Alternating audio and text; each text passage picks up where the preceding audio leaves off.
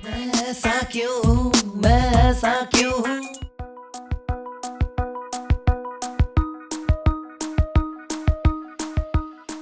दोस्तों ये tax rate का टेबल है। इनकम टैक्स ऑर्डिनेंस में दो टेबल्स गिवन है फर्स्ट शेड्यूल के अंदर, एक सैलरीड पर्सन का, एक नॉन सैलरीड का। ये नॉन सैलरीड का है। सैलरीड और नॉन सैलरीड का फ़र्क हम टैक्सेबल इनकम में, अगर सैलरी का कंपोनेंट 75% से एक्सीडिंग होगा तो सैलरीड पर्सन की कैटेगरी में जाएगा और उसके रेट्स डिफरेंट हैं।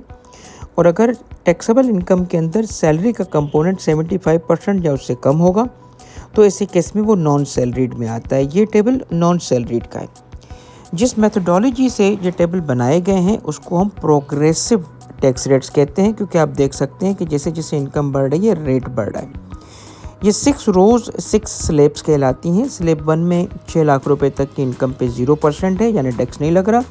स्लैब 2 6 लाख से 12 लाख रुपए तक के केस में 15% का टैक्स रेट है, मगर वो 15% 6 लाख से एक्सीडिंग अमाउंट पे लग रहा है।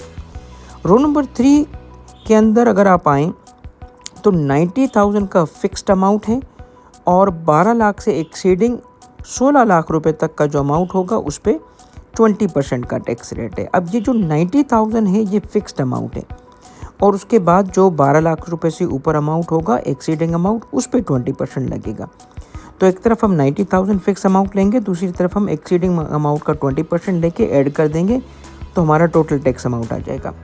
रो 4 भी इसी तरह है, 5 और 6 भी इसी तरीके से। अब इसमें जो फिक्स्ड अमाउंट है 90,000 और 170,000 और 650,000 और 1610 यानी 1.61 मिलियन, ये फिक्स्ड अमाउंट कहाँ से आया, इसी चीज़ को मैं इस वीडियो में एक्सप्लेन करूँगा।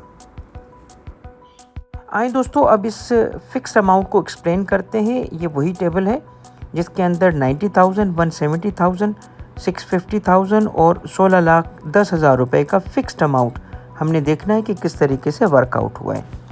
सबसे पहले आए तो फर्स्ट रो को अगर दोबारा देखें 6 लाख रुपए है और 6 लाख रुपए पे टैक्सेबल इनकम 6 लाख रुपए होने के बावजूद रेट चूँकि 0% है तो कोई टैक्स नहीं है। सेकंड पे आ जाए तो 12 लाख रुपए तक का अगर अमाउंट होगा तो ये सेकंड स्लैब में जाएगा और इस केस में टैक्स रेट वाले कॉलम में आप देखें तो एक्सीडिंग 6 लाख रुपए पे जितना भी अमाउंट होगा उस पर 15% लगेगा। इस केस में हम 12 लाख रुपए ले लेते हैं तो 12 लाख रुपए टैक्सेबल इनकम है, उसमें से 6 लाख से एक्सीडिंग अमाउंट अनदर 6 लाख बना, उसका 15% निकालेंगे तो आपको 90,000 मिल जाएगा और यही टोटल टैक्स बनता है। अब आप जैसे ही अगली रो में जाएंगे ना तो फिक्स्ड अमाउंट ये 90,000 होगा। ये देखें रो 3 के अंदर आपके पास ये 90,000 फिक्स अमाउंट है। इसका मतलब है कि जो पिछला अमाउंट है यानी जो पिछले स्लैब 2 का है वो पिछले के ही 15% पे टैक्स हुआ और इस वजह से वो 90,000 आगे रोल ओवर हो गया और जो इसके ऊपर अमाउंट होगा यानी 12 लाख से ऊपर अमाउंट होगा वो 20% पे टैक्स होगा। आइए ज़रा रो 3 को भी देखते हैं। रो 3 12 लाख से 16 लाख रुपए तक है। अब अगर हम 16 लाख रुपए का हम अमाउंट ले लेते हैं रो 3 के अंदर तो इसमें टैक्स रेट में लिखा है कि 12 से एक्सीडिंग अमाउंट 20% पे टैक्स होगा। अब 12 से एक्सीडिंग अगर हम देखें तो 4 लाख रुपए बनेगा क्योंकि 16 लाख रुपए हमने लिया है। तो taxable income 16 lakh, exceeding amount हो गया 12 से ऊपर 4 लाख, उसका अगर 20% निकालेंगे तो 80,000 होगा। अब आप देखें इनकम के हिस्से कैसे बने। कुछ पिछला जो स्लैब था उस पर टैक्स हुआ था यानी जो 6 लाख रुपए है वो 15% पे टैक्स हुआ 90,000 और ये जो 4 लाख रुपए है 20% पे टैक्स हुआ 80। इन दोनों को ऐड कर लें तो 170 बनता है। अब आप अगली रो जैसे ही देखेंगे वो 170 अपीयर हो रहा होगा। इसको भी करके देखते हैं कि अगर 32 लाख रुपए हो जो कि स्लैब 4 का मैक्सिमम अमाउंट है तो इस केस में एक्सीडिंग अमाउंट लिखा है 16 लाख से ऊपर होगा। तो 16 लाख रुपए से ऊपर होगा 32 तो इसका मतलब 16 लाख यानी 16 लाख रुपए से एक्सीडिंग अमाउंट होगा और 32 से कम होगा। तो हम 32 ले रहे हैं तो 16 लाख रुपए एक्सीडिंग है और इस पर रेट देखें कितना होगा 30%।